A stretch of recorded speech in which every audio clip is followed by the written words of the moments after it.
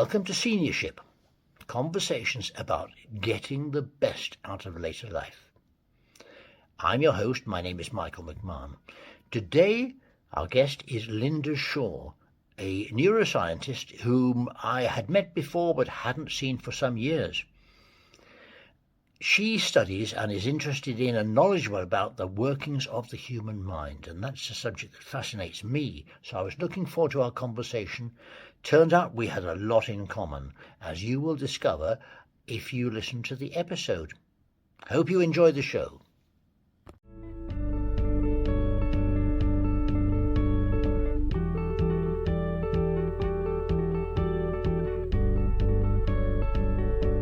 Welcome to Seniorship podcast. Welcome to Lynda Shaw, a neuroscientist, as I remember. We haven't spoken for a while, but we had some nice conversations a few years ago with my colleague Tim Arnold, who you may remember from those days, Lynda. I do. Yeah. Anyway, listen, Seniorship, Lynda, is all about getting the most out of later life. And you can define later life however you want. Could be from 50, from 55, from 60, whatever it is. And what I'll do is I'd like to just throw one or two ideas at you and see what you think of them and hear what you have to say about what makes for a happy and fulfilled later life in your eyes. How does that sound? That's absolutely fine. Good. And now listen, I suspect from our conversations before that we will have a lot to talk about. And I don't want to make these calls too long. 30, 40 minutes is enough, I think. So what I might like to do is run this over 2 calls, do another one in maybe a couple of weeks' time. Does that sound good to you as well? Absolutely. No problem at all, Michael. Absolutely fine. Let me just turn my phone off. I think my husband might come in the door any minute with David. With how boiler's broken, just to add to the interesting morning. So I'm sitting here with all the radiators off. It's cold. Well, it's at least it's not like that case. Well, the famous case, wasn't it, with a BBC presenter doing a show, presenting it from home, and his toddler comes in, something like that. Yeah, I saw that, and the mother's crawling along, trying to grab the child. I thought that was the most brilliant marketing. And clearly it was an accident, but I thought that was fantastic marketing because we all loved it. We all loved it, absolutely. And now I'm a granddad, which I wasn't when we met before. So I'm a granddad. I have 2 grandchildren. So that would be twice as charming for me now as it was then. How old are your grandchildren? Well, my grandson is 3.5 and my granddaughter is about 6 weeks. So I'm a newbie at this. It's the most wonderful thing, isn't it? I just adore my grandbabies. Yes, absolutely. Anyway, listen, we're looking there at the beginning of life to middle of life. And I always say middle age begins 10 years later than what age I am now. But anyway, leaving that aside, I'll throw an idea at you, if I may. I have a friend, and by the way, I live in a retirement village, Lynda. I never planned to do it, but, accidentally ended up here. And I just love the concept, really, because I'm surrounded by people, maybe 100 or so, who have similar age to me. And so we're all doing things and taking it easy, but also doing things. And we compare notes on what works for us. And one of the things that a friend of mine threw at me was this. And it was a theory that came from a TED talk by someone called Susan Pinker. You may have come across her, academic, American. And her theory was this, that the number one predictor of a long life and a healthy long life, above diet, above exercise, above alcohol, above smoking, about everything really, was social contact. Social contact. And apparently the theory she put across, as I said, in a TED talk, and it was based on quite a few years of multifactorial studies on the so-called blue zones on the planet, these places where people tend to live longer than average. So social contact as a predictor of long and healthy life Would you go along with that? Just to what extent will you go along with that? Yeah, that was based on Dan Buettner's work of the Blue Zones, and Dan Buettner, he identified, I think it was nine commonalities between 7 different regions in the world. One was in Costa Rica, Yes, Japan, yes, Los Angeles. The point is, these areas of the world were very, very different from one another. So therefore, it became a fantastic place to research because of the yes. diversity of cultures. And they did identify 9 common denominators. They didn't smoke. If they drank alcohol, it was the local brew. They ate very well. And the biggest one, and I think Susan Pinker is absolutely right in her interpretation, is that every day, whether it be lunch or dinner, people would sit round the table as a family, and that includes 5 generations. That's a lot of people, a lot of generations. So therefore, what they found was that they believe it's very much definitely the social aspects, the feeling of belonging. And so I think, just 1 second, forgive me, that is because the plumber has turned up for our broken boiler, Yeah. and we this infernal doorbell that is on a camera and lots of security around the house that tells you when there's somebody, and he's going in and out to his van. So I've just asked my husband to turn the alarms off, please. Now, are you okay to continue, or do you want to pause this and take it up later? No, it's absolutely fine. David has come in now and given me a hot drink, and because the boiler's off, there's no radiators on, and it is January and in England, and I'm now all yours without interruption. So I do apologise. No, not necessarily. Well, you've said something that I didn't know. You've added something, because you said that once or more times per day, the people in the study tended to get together, particularly in families. Now, what occurred to me was Costa Rica, you mentioned. Sardinia, I think, was one of the places. Somewhere in India. And one thing that's shared by Sardinia and India is different generations of family tend to live close to each other, don't they? That's right, the old-fashioned way in England. Yeah, most definitely. People didn't move away in those days, and understandably so, because grandparents were looking after the children while the parents were out of work, and the whole system worked very, very well. Of course, there would have been family arguments. Of course, there would have been clashes in personality. But in actual fact, the infrastructure and the support one got and the feeling of belonging was important. And there's another key here, Michael. And that key is this, that every person who has this advantage of longevity contributes to the community. No matter whatever they do, whether they do it slowly, it doesn't matter. They have a feeling of significance. They have self-worth. They have self-esteem. They have a purpose in life. It's very similar to what I was just saying about families in England not so long ago, where the older people were looking after the younger ones, and that was a reason to get up in the morning. Yes. And we need that. We need that. I think the word retirement should be erased from the English dictionary. I think it should be reinvent. I love that saying. I'm glad I'm recording this. Yeah. I do. I really do think we have got so much potential that is untapped. And when we've lost our identity in the workplace, that doesn't mean we've lost ourselves. It just is one facet of our identity. It's just one facet of it. There is so much more that we can learn. I mean, my topic, my expertise is in unconscious processing, and consciousness is my big thing. I've been reading about it since I was 14 years old. And to me, it's getting above the crud of life. It's getting above the horrible things we hear on the news. It's getting above the worry and the fear. It's getting above the futility of what worries us on a daily basis. And a lot of what worries us is futile. It gets us above and looking at the big stuff, the stuff that is fascinating, the stuff that is to learn about and evolve and expand into. That is what I think is delicious. And when we get older, we have the time to do that, if we choose. That enables, I think, longevity in itself. Thank you. That sounds great, and it chimes absolutely with what I believe. And so, for example, if you choose was the key word, a key phrase there, wasn't it? Because right round the corner from here, where I live, which is Edgbaston, Birmingham, I don't live in.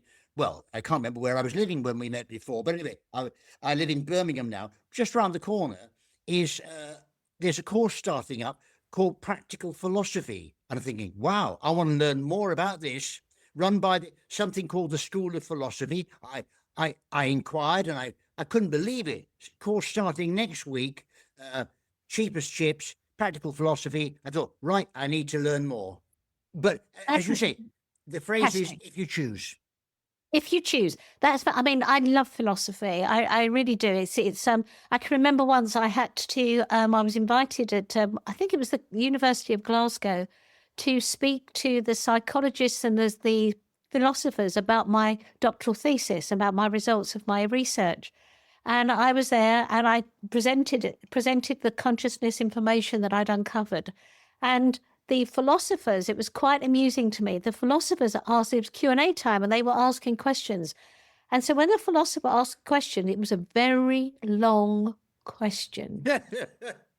Very, very long. And I'm hanging in there trying to concentrate on this question. And as a psychologist and neuroscientist, I'm normally quicker than that, but that's absolutely fine because I love philosophy. So I then answer, and my answers were very short. And then the psychologist would ask a question, which were really, really short questions, and my answers were longer. Funny. It was great. We had great fun. It was good Hey, fun. I tell you what, if you ever host a conference like that, melding psychologists and philosophers, invite A.C. Grayling. Have you ever come across him? Of course you have. No, I haven't. Well, anyway, he's the philosopher. I've heard him speak 2 or 3 times, and he gave a talk a couple of years ago that I went to, and it was run by the 6th form of an independent school in Bristol, and naturally, the 6th formers has been prompted to ask intelligent questions in the Q&A, and one of them asked a question. It was a very good question, and he was like you. He was probably waiting and waiting for where's the question here. The question came up, and it was quite a little bit of a complicated question, and he said it stroked his imaginary beard, and he said, "Well," he said, "the answer is yes and no." And he left in that. And he said, "Oh, I'll go further." He said, as the French philosophers would say, it works in practice, but does it work in theory? Oh, that's lovely. I love that. I know. I tell you what, when you are delivering to 6th formers, they don't take prisoners with their questions normally. They're fantastic questions. Absolutely fantastic questions. And you've really got to be on sharp that day to actually handle them. And you know what? I read years ago, I'm getting off the topic here, but it's interesting. Years ago, I was reading about the so-called charter schools in America, which very often are set up they're funded in a different way, and I can't remember what the funding structure is. But anyway, they're set up very often in deprived neighborhoods, inner cities and things like this. And they were teaching 5-year-olds philosophy. What? Beautiful. Yeah. How wonderful. I tell you, this is what I find so upsetting. I'm sure in many countries, but I can only speak for the UK, is that we are born so curious. We are born with like sponges for information, and it's eroded as we go through the school system. And it's not the fault of teachers at all. They're doing their absolute best. It's a system that we have here that is not serving people as well as it could. And the teachers I know, they tear their hair out with frustration sometimes because I know they know that the system is not as supportive as it could be. But oh my goodness, that curiosity is utterly delicious, and it should never go. But and if it can also be dampened down enormously by the work that we choose to do. It can be or indeed not choose to do. It can be dampened down then because you feel as if you're on a treadmill, you feel that you're not appreciated, you feel what's the point, and you're just, looking from one paycheck to the next. I understand that. I completely do. But if we could only hold on to that curiosity, that childlike curiosity, and definitely keep it going into our last breath, no matter when that is. I agree with you 100%. Childlike curiosity is wonderful. And yeah, sponges, like you say. And I'm always amazed, being a grandparent myself now, at the phrases that my little grandson is coming out with that he didn't know 2 days before. And he's picked something up. He said to me the other day, he prefaced a remark by saying, "just so you know." And I thought, that's a strange phrase for a 3-year-old. And his dad said, "Oh, God," he said, "yeah, I blame myself." He said, I in my business, often would preface telling somebody something by saying, "just so you know," because it was like a soft introduction. Rather than saying, "this is important, pay attention," I would say, "just so you know." And then, and his son and my grandson picking it up at age 3. But to go back to later life and how we get the most out of later life, how can we capitalize? I wonder if I wasn't planning to talk about this, but how can we capitalize on, if you like, the curiosity of small children to help retired people? And like you, I agree with the word retirement should be retired. But is there any way we can do that, I wonder? I think actually it's to find an opportunity to be with them, to be with the youngsters. I had years ago, I started an initiative called Community Mix Up many years ago. And basically it's to mix up the generations. You see people, you've seen his cases where in residential care homes for the elderly, children are invited in from the local school. I mean, that's magnificent. That is magnificent. And that innocence, that childlike curiosity and innocence is contagious, because let's face it, the best lessons are caught, not taught, right? Yep. So we learn just by observing, just by watching, and they bring that. I think they show us that there is nothing wrong with asking a question if you get it and get it wrong, or answer a question and you get it wrong. There is nothing wrong with being wrong. There is no such thing, if you like, as for being wrong, because everything's about perception anyway, and perception is unique to individuals. So therefore, if we can remember to try something new, even if we're rubbish at it, that's what I find fascinating, especially is that there's a tendency, I'm talking for myself here, there's a tendency, I won't try something unless I think I'm going to be really good at it. What a shame. What a shame. Who cares? Who cares? Exactly. Yes. Who cares if I'm good at something or not? Nobody. Absolutely nobody. But I might have fun giving it a go and being curious about it. I love that. I love that. And you mentioned also, particularly relative to children, the word enthusiasm. How important do you think that is? Oh, it's everything, isn't it? Let's face it. I mean, I'm like a really annoying Tigger in that I bounce around all the time, and I get really enthusiastic, and I have 1,000 ideas every day. And I say to my family, "Oh, I've had an idea." They go, "Oh no, now what?" Because it's like, and I'm the queen of rabbit holes. I'll go, "That's really interesting," and I'll go down that rabbit hole, and I think, "Oh no, it wasn't really," and I come back out of the rabbit hole and try a different one. So that enthusiasm is fire in the belly. It's life's breath. To be enthusiastic about something, even if you're rubbish at it, it doesn't matter. It doesn't matter. I actually have a theory that I was brought up with a family who were all musical in some way, and I believe families were all musical in some way once upon a time when they had to make their own entertainment. And, one would be on the piano, one would be on the spoons, one would right? Like my grandparents and my great-grandparents, they'd be some of the spoons, some would be singing, albeit badly, some would be wooden spoons and a saucepan. It didn't matter. They were all playing music. And I think as we got the gramophone coming into people's sitting rooms, then we got experts in our homes.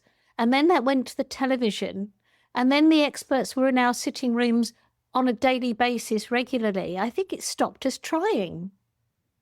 Yes, good point, actually. I mean, I'm into singing, and I've come across quite a few singing teachers who tear their hair out at the number of people who are put off singing at an early age. Like a teacher said to them, "I don't want you in my choir, your voice is terrible." And that fear of singing stays with them forever. And there's this, where I live here, there's a singing teacher and a former professional singer who says there's a special place in hell for teachers who discourage kids from singing, which is just the same as you're saying. Yeah. Yeah. I mean, I have the worst singing voice on the planet. The only reason anyone wants me to sing is to clear a room in 10 seconds. Okay, because when my children were small, I loved singing to them, but they get to 3 years old and they start, don't sing, because it's such an awful voice. But I now don't sing unless I'm in the car on my own, because I've been put off. Now, I wonder if actually I could get moderately better so that it's not totally painful for other people. But I don't, because I'm now convinced that I have the terrible, terrible voice. So you're quite right. Off topic, but not off topic. Years ago, my wife and I were in a pub. We just moved to this little village in Hampshire, and we were in the pub, and this bloke came up and said to her, "What are your legs like in fishnet tights?" And she said, "I beg your pardon." And he said, "I'm directing the village panto in 2 weeks, and our principal boy has gone down with mumps. Is there any chance that you could be principal boy in the panto?" Now, she'd never done anything like that before, but she said, "Well," she said, "if it's only a small village, she probably thought, well, what does it matter?" But she said, "Would I have to sing?" And he said, "I'm afraid you would. There's a couple of songs." And she said, "I can't sing to save my life." But it so happened that we had a dear friend who, among her various skills, had been a singing teacher. And she said, there are very few people who are incapable of singing. Most of them have just never been shown how. Let me give her a couple of lessons, and I guarantee you she'll sing. So our friend gave her a couple of lessons, and my wife opened the show. Now, granted, on the first night, she had to start the show with a song, and when she opened her mouth, nothing came out because she was so terrified. But once she got over that, she sang, and it was fine. And she now knows she can sing, because she tried, and she hadn't. I bet she'd been told at primary school that she had a terrible singing voice. I bet. Yeah, absolutely right. It's amazing how we, in our childhood, hold on to a negative comment for the rest of our lives. It's such a sin. It's a sin. It is a sin, and I'm a great believer in that spoken word record by Baz Luhrmann called something to do with sunscreen. You remember it was quite popular in the 90s, and one of the messages in that, it basically was a spoken word thing based on a show called Commencement Address from an American university. That's how it was written. And Baz Luhrmann put it to music and all the rest of it. And one of the phrases there that my daughters introduced me to was, "Remember the compliments you receive and forget all the insults. And if you can do this, will you please tell me how?" So, of course, you get a laugh about that, you see, because obviously we're more likely to remember the things that went wrong, not just the insult, things that went wrong.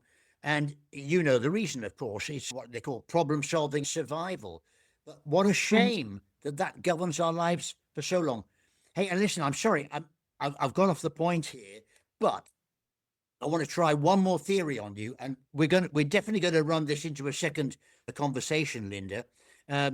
Apart from social contact, the Susan Pinker, and you mentioned another source which I'm going to make a note of as well. But another thing is that obviously genes, your DNA, and what you inherited, the gene pool. Well, obviously that's got a big part of what governs your later life.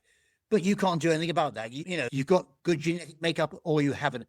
But in terms of what you can and can't do, what about your mental attitude? In other words, are you a positive person? Are you a negative person? And I'll just throw this at you, and I don't expect a snap answer because there isn't one.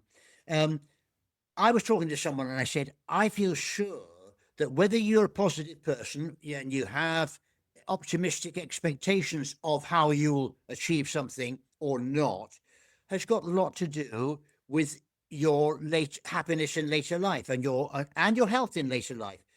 And this person's response was, well, but surely that depends on your physical health, doesn't it? And I said, well, how do you mean? Well, if you're in good physical health, you'll be positive, and vice versa.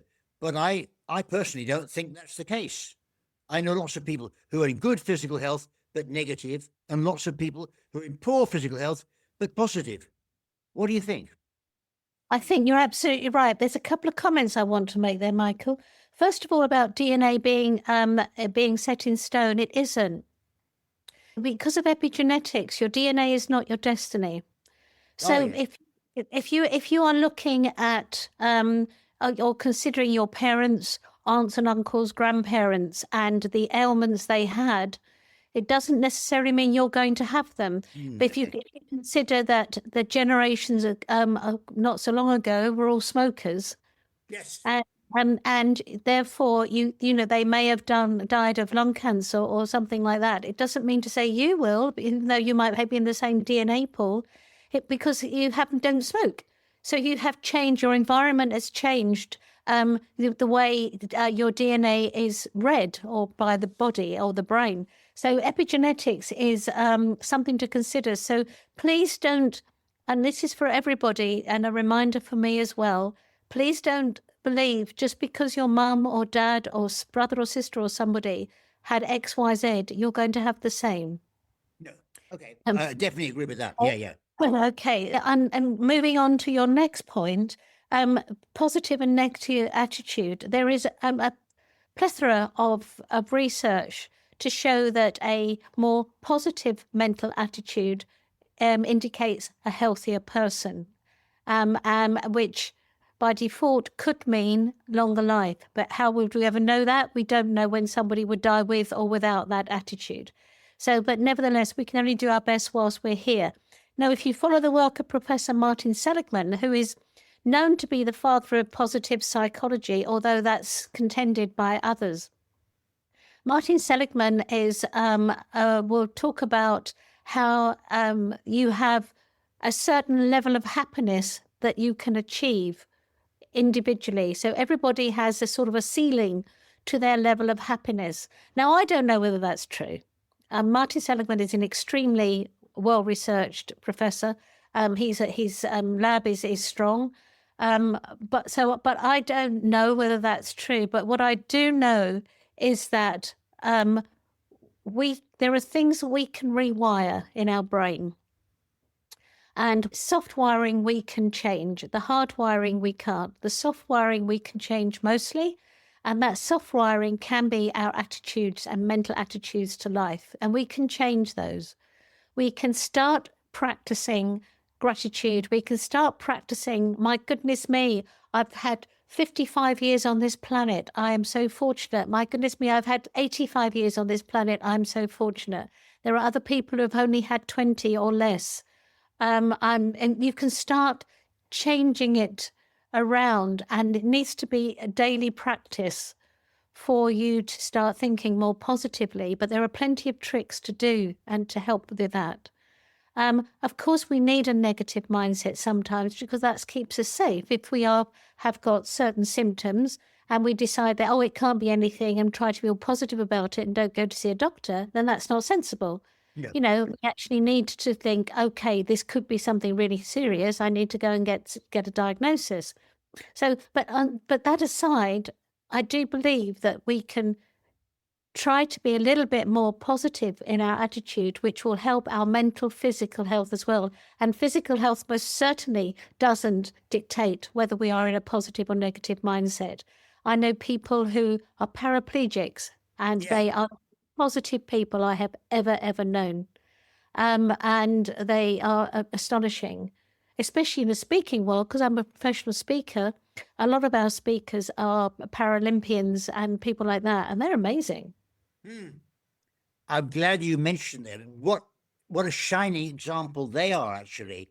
And by the way, something you said earlier about your history, i.e., the DNA you were born with, doesn't necessarily predict what your health is going to be in later life. That reminded me of a phrase. I caught it from Sir Ken Robinson, who's no longer with us. What a lovely man. And his phrase was, history is not destiny, wasn't it? Absolutely. Ken Robinson, I could listen to him forever. I'm so sad he left this planet. He's just a wonderful, wonderful speaker. And thank goodness for YouTube, huh? We Yes. can see as much as, we can see as much as we want of the great Ken Robinson. But yeah, great orator. So yeah, curiosity is a big thing for him in education. And if you listen to his YouTube talk on curiosity, it's fascinating. It's really, really good. Love it. Thank you for that. Thank you. I'm going to look up this Professor Seligman too before our next conversation. Listen, I think, well, we've just gone over the half-hour mark here, but we've got so much to develop. I'd like, if I may, Dr. Lynda Shaw, neuroscientist, that I'd like to schedule another talk with you in maybe a couple of weeks' time, or we'll fix a date by email, okay? And pick up on some of these topics. Does that sound good? And I hope in the meantime that the guy coming today, or he's there already, is fixed your boiler so you'll be nice and warm. Me too. It's got cold in here, but there you go. And I'm sorry for the disruption at the beginning. No, these things happen. And next time I'll try and have a toddler to interrupt me. Okay, so to make it equal. Okay, that's good. That's a good plan. Thank you so much, Michael. Thanks for your time today. Thank you, Lynda. Bye for now.